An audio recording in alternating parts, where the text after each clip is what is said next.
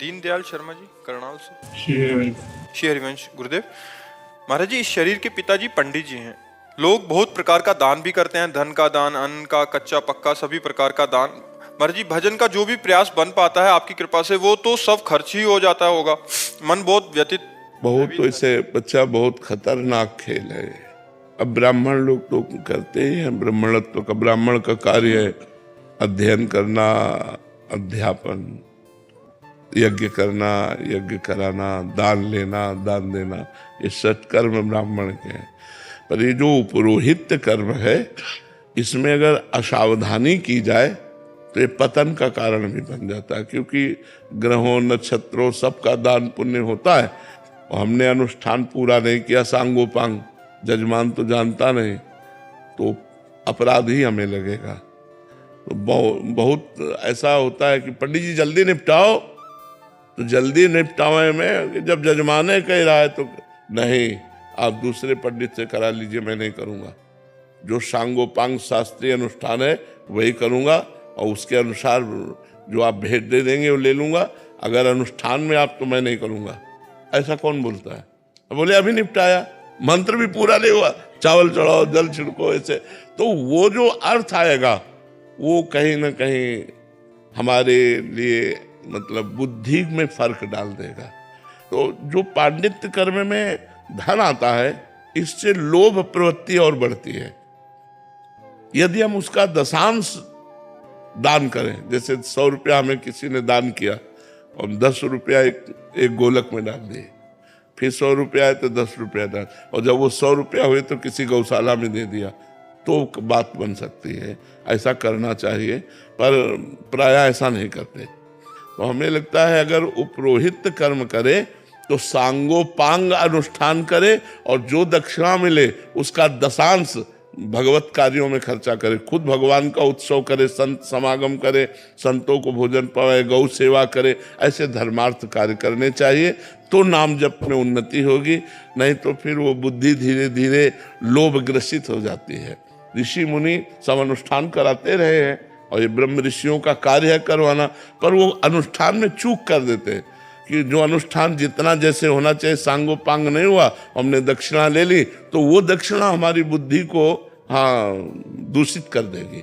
इसलिए बहुत संभल के। जैसे कच्चा अन्न भी आता है और धनराशि भी आती है, तो धनराशि तो चलो अब आपने बताया ही है, उसमें से हम कच्चा अन्न भी आता है, पक्का। हाँ, तो रोटी बनाओ, 5 रोटी निकालो, 1-2 रोटी छत में तोड़ के डाल दो कौवा के लिए, 1-2 रोटी गाय को खवा दो, 1-2 रोटी कुत्ते को खवा दो, हो गया। जैसे हम उसका विभाग करते, 5 रोटी बनाओ, जहाँ 50 रोटी बनती, 5 रोटी निकाल लिया, 1 पक्षियों को डाल दिया, 1 कुत्ते को डाल दिया, 2 गाय को पवा दिए, और कभी कोई संत महात्मा अतिथि आ गए उनको पवा दिए, ऐसे कर दिए। करना चाहिए, उसका हिस्सा बांटना चाहिए, आए हुए दान का हिस्सा बांटना चाहिए। यशपाल शर्मा जी, राधे राधे महाराज जी। गुरुजी, भगवान के दर्शन का सबसे आसान उपाय क्या है? नाम जप, क्योंकि नाम जप से प्रेम प्रकट होता है, और प्रेम से ही भगवान का मिलन होता है। मिले न रघुपति बिनु अनुरागा, बिना अनुराग क्यों नहीं मिलते हैं। भगवान सर्वत्र व्याप्त हैं, पर उनका अनुभव कैसे होता है? हरि व्यापक सर्वत्र समाना, प्रेम ते प्रगट होए में जाना। तो प्रेम कहाँ प्रकट होता है? बोले प्रेम मूल यह नाम है, प्रेमी रसिक जपत यह नाम, प्रेम मगन निज बन विश्राम। प्रेम का मूल क्या है? भगवान नाम। जितना नाम जप करोगे निरंतर, वो पाप का नाश करके भगवत प्रेम प्रकाशित कर देगा, और प्रेम से भगवान का साक्षात्कार हो जाता है। तो नाम जप करो, नाम जपो। नाम जप से भगवान साक्षात, जैसे हम आपको देख रहे हैं, ऐसे प्रकट हो जाएंगे।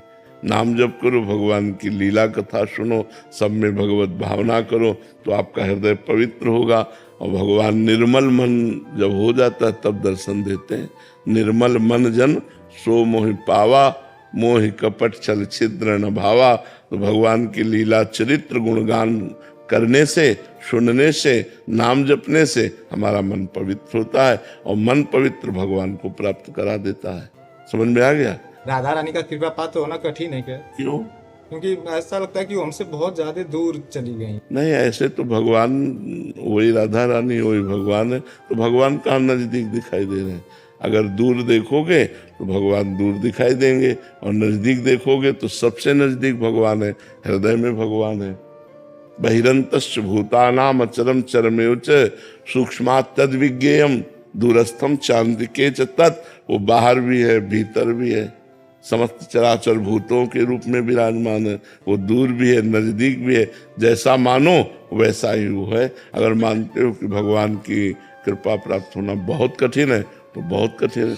अगर मानते हो कि हम भगवान के बच्चे हैं, हम पर तो कृपा है, कृपा क्या प्राप्त करना है? कृपा है। कृपा ना होती तो मनुष्य जन्म न मिलता, कृपा ना होती तो वृंदावन न आते, कृपा ना होती तो साधु समागम न मिलता। हमारे ऊपर तो कृपा है, और हृदय नाच पड़े और खूब नाम जप करे तो कृपा में डूब गया। अगर निगेटिव सोचो, अरे वो तो बहुत दुर्लभ है, तो भोग सुलभ है, भोगों में लग जाओ। हमें पॉजिटिव चिंतन बढ़ाना है, निगेटिव चिंतन नहीं। अरे भगवान की कृपा, भगवान की कृपा तो है बच्चा, बिना कृपा के बैठे हो क्या यहाँ? अब मोहि भा भरोसा हनुमंता, बिनु हरि कृपा मिले नहीं संता। तो जो संत समागम में बैठे हो, भगवान की कृपा है तभी तो बैठे हो।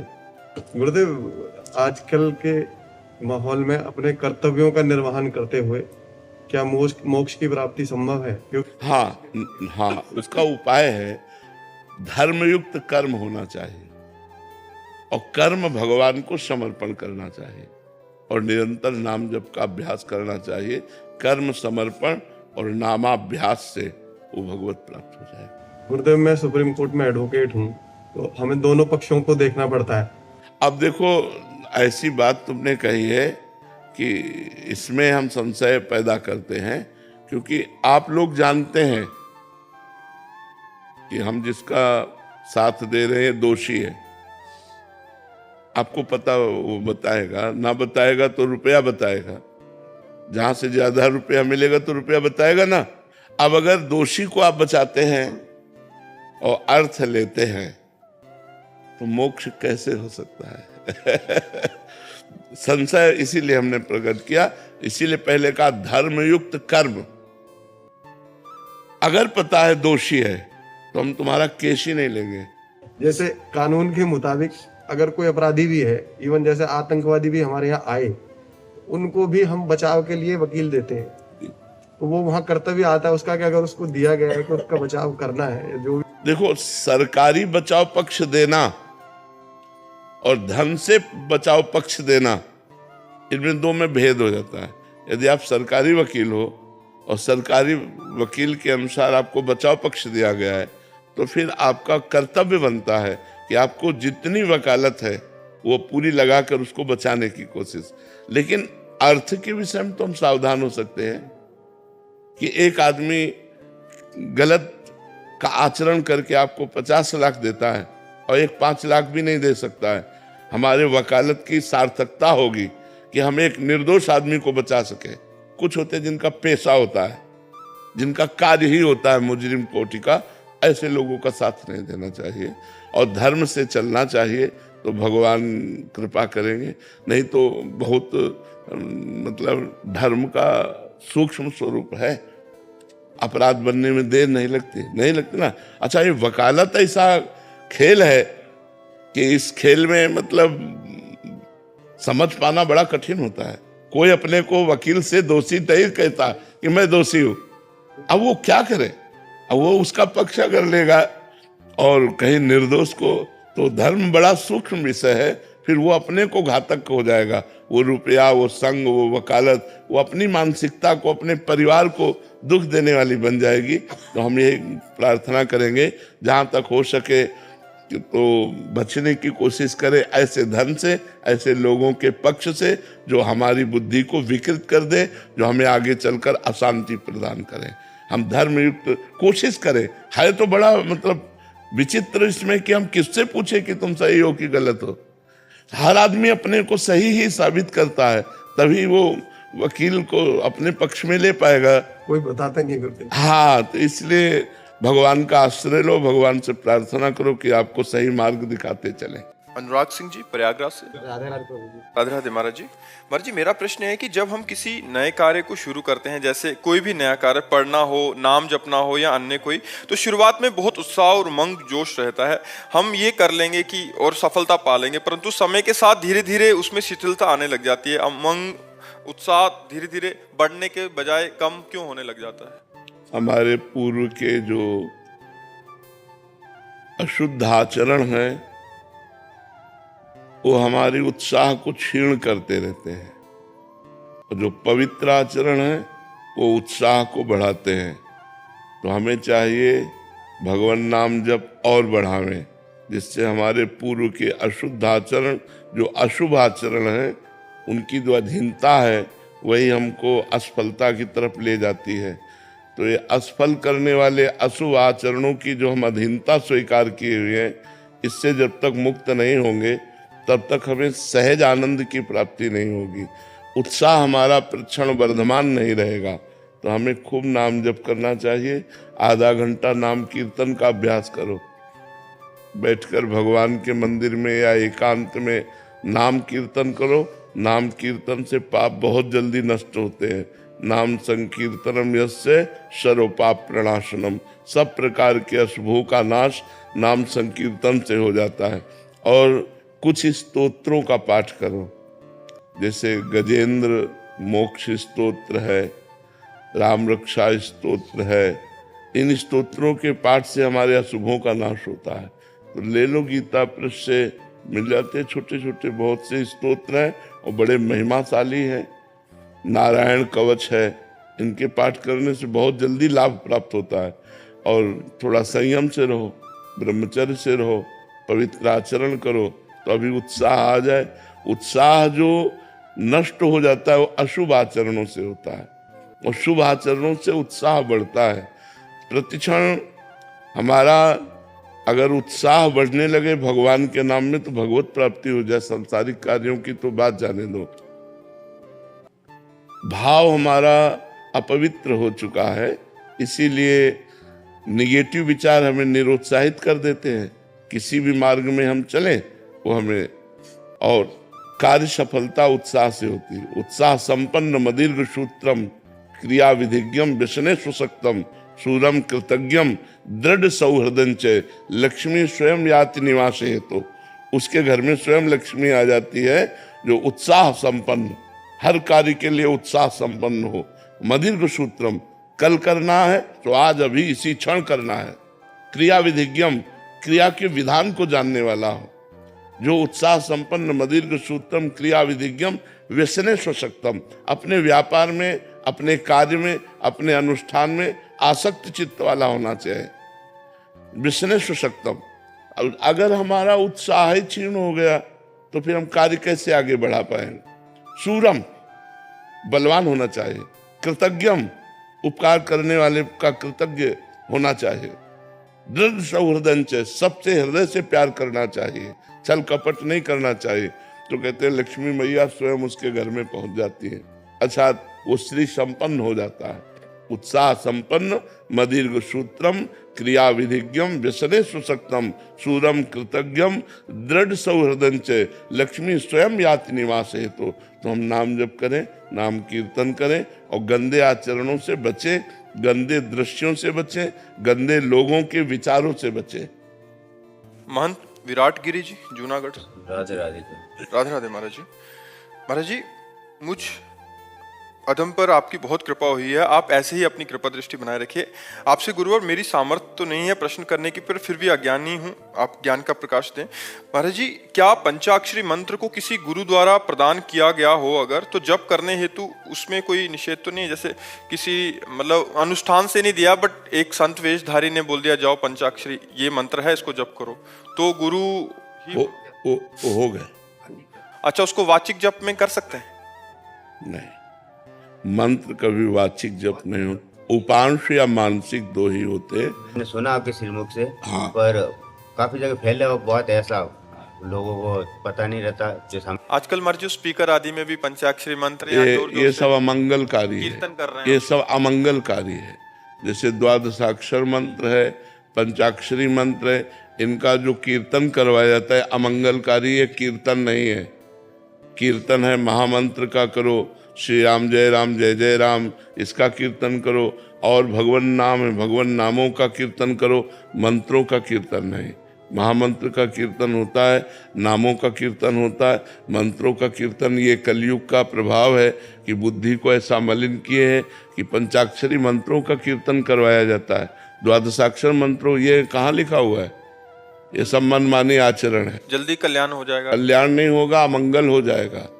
जो जिसका जो विधान, अब पंचाक्षरी मंत्र का विधान है कि गुरु से एकांत में घंटा ध्वनि शंख ध्वनि के बीच में अपने शिष्य को कान में मंत्र देता है। अब उसे आप संगीत के द्वारा और साउंड के द्वारा, उच्च स्वर, ये सब नहीं। काफी लोगों ने गाड़ियों के आगे पूरा मंत्र लिखा होता है, घरों में क्या है? नरक जाने का रास्ता है, नरक जाने का मंत्र का अपमान कर रहे हो। ये गाड़ियों में लिखने वाला कि हृदय में लिखने वाला मंत्र है। आप शिव पुराण में देखो पंचाक्षरी मंत्र कैसे विधान है उसका, शिष्य को देने का। पंचाक्षरी मंत्र कीर्तन करने का थोड़ी। अब वो चल गया है फिल्मों में, सिनेमा में, कि भाई वो उच्चारण कर रहे हैं तो उसी का कीर्तन सुनिए, ऐसे थोड़ी है। मंत्र कोई भी जब किया हो ऋषि तो ऐसे थोड़ी कि वो बैठे और उच्चारण कर रहे हैं, ऐसे मंत्र थोड़ी कोई सिद्ध होता है। सिद्ध तो ऐसे होता है, अंदर ही अंदर चल रहा, कोई जान नहीं रहा। वो तो नाटक दिखाने के लिए वो ऐसा कर रहे हैं, तो नाटक थोड़ी सत्य होता है। आजकल जो देखते हैं महाराज जी, जो देखते हैं और जो समाज में चल रहा होता है, प्रचलित होता है, उसी को अनुसरण करने लग जाते हैं। उसका वास्तविक यथार्थ क्या रहस्य है उस बात को? इन मंत्रों को सबसे प्रार्थना है ऐसे जपो भी नहीं, पहले गुरु से लो और फिर जपो। गुरुमुख होकर मंत्र लो और फिर उसको पवित्र स्थान में, पवित्र आसन पर बैठकर या पवित्र वस्त्र धारण करके तब आप नाम मंत्र जप करो। नाम किसी भी स्थिति में जप सकते हो, नाम कीर्तन खूब करो, इसके लिए कोई मना नहीं, लेकिन मंत्र कीर्तन मत करो। मंत्र जप होता है, मंत्र कीर्तन नहीं होता है। नाम कीर्तन होता है, नाम संकीर्तनम यस्य, नाम कीर्तन बात कही गई। मंत्र को 2 प्रकार से जपा जाता है, उपांश या मानसिक। नाम को 3 प्रकार से जपा जाता है, वाचिक, उपांश और मानसिक। तो ये शास्त्रीय पद्धतियों को जब तक नहीं माना जाएगा तो किसका कल्याण हो रहा है? और विकार बढ़ेंगे, मनमानी आचरणों की वृद्धि होगी। नहीं तो मंत्र जपने से हृदय पवित्र होता है और भगवत साक्षात्कार की योग्यता आती है। महाराज जी, आप कह रहे हैं कि मुझे गुरु द्वारा दत्तात्रेय मंत्र जपने को दिया था महाराज जी, तो मैं चलते फिरते जप सकता हूँ? पवित्र अवस्था में। यदि असाधु तो पवित्र ही रहता है। लघु शंका आदि में जल का प्रयोग करना, फिर हाथ पर प्रक्षालन करके आचमन करना और फिर मंत्र जपो, पवित्र। वाचिक जपने के लिए बोला गया। वाचिक नहीं, गलत है, गलत उपदेश है, गलत उपदेश। वाचिक मंत्र नहीं जपा जाता है। सब रूपों में इसीलिए गुरु बैठे हुए हैं। अखंड मंडलाकारम व्याप्तम येन चराचरम तत्पदम दर्शितम तस्मै श्री गुरुवे नमः। अखंड मंडलाकारम व्याप्तम, तो जो गुरुदेव के वाक्य है मंत्र उनका पकड़ो। और लेकिन उपांश और मानसिक जपा जाती है, बात हमारी समझो।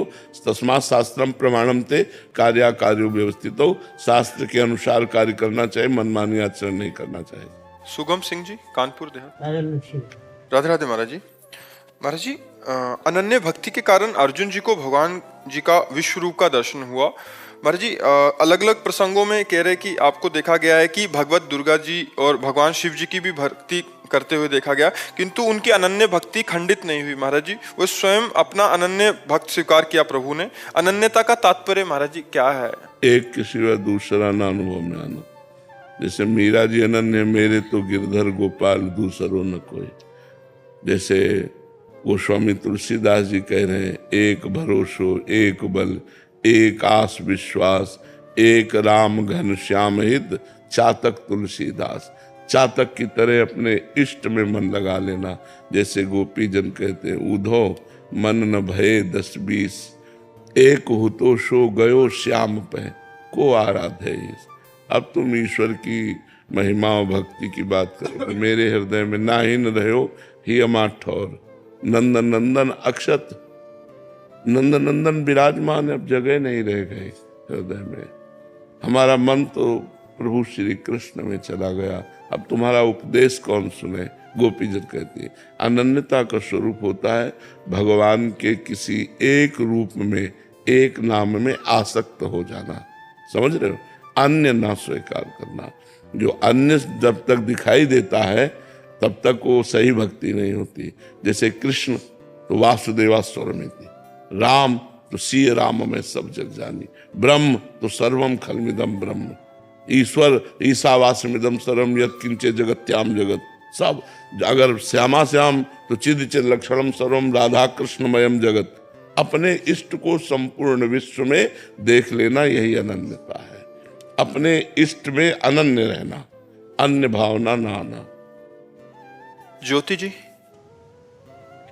राधे राधे महाराज जी। महाराज जी, मैं एक गृहिणी हूँ और कर्मचारी के तौर पर डाक विभाग में कार्यरत हूँ। मेरा अधिकतर समय घर और ऑफिस के काम में ही निकल जाता है। आपके सत्संग के माध्यम से ज्ञात हुआ कि किया हुआ जो भी कर्म है उसको प्रभु को समर्पित कर दो, ये भी एक प्रकार की पूजा में आता है। कृपया मार्गदर्शन कीजिए कि क्या ये कर्म योग है या भक्ति योग, या यदि भक्ति योग है तो मैं महादेव के सबसे प्रिय भक्त नंदी जी की तरह निष्काम भक्ति के मार्ग पर कैसे चलूं? देखो, कर्मयोग जब हम निष्काम भाव से दूसरों के सुख के लिए कर्म करते हैं उसे कर्मयोग कहा जाता है। निष्काम भाव से, मन से, वचन से, कर्म से दूसरों को सुख प्रदान करना, और वो भी कर्म का अहंकार ना होना, ये निष्काम कर्मयोग के अंतर्गत। और जब हम भगवान नाम जप करते हुए भगवान की प्रसन्नता के लिए कर्म करते हैं और वो कर्म करके भगवान को समर्पित कर देते हैं तो वो भक्ति योग हो जाता है। और जब हम जिस भगवान के नाम रूप को स्वीकार करते हैं उसी भगवान में तन्मय होने के लिए नाम जप करते हैं, उनकी लीला कथा सुनते हैं और उनका जो भी कर्म है वो उनका ही आराधन मानकर करते हैं, तो हमारी अनन्य भक्ति पुष्ट हो जाती है।